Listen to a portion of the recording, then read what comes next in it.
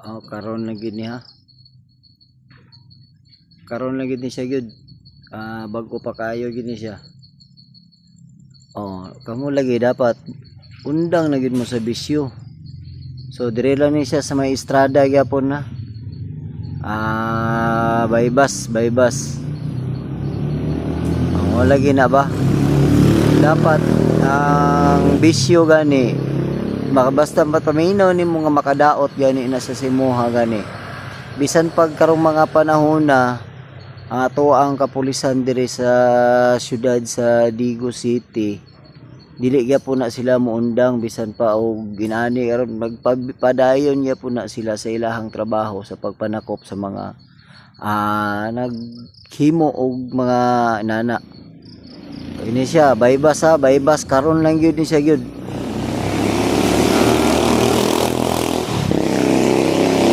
Taga Midsayap daw ni siyang tawhanan ni. Tapos naa ni siya nagabagsak maguni siya diri daw sa kuan. Digos. Tanawa lagi. Muna si nakadaot sa inyo lagi kay padayon gyapon mo sa inyohang trabaho nga kabalo man gyud mo nga takpunon. Bawal gina siya. So unsa may buhaton na to ana? So karon na gyud ni siya. Bag-o pa gyud ni kayo karon lang gyud. Mo pa gyud ni siya pagkuan. So tara. Dire sa may Estrada 6 dire sa may Bluepin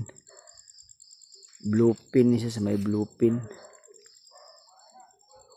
So mo lagi na Siyaro di pagapon mo muundang bisa pagkarong mga panahon na dili kini muundang ato ang mga kapulisan diri sa pag sumpo sa mga inani nga kuan.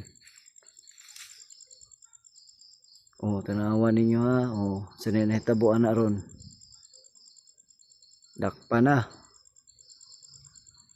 So bag-o pa lang yun. Karon lang yun. Mao pa yun ni siya. Karon lang yung orasa yun. So pa-share ko ani mga boss.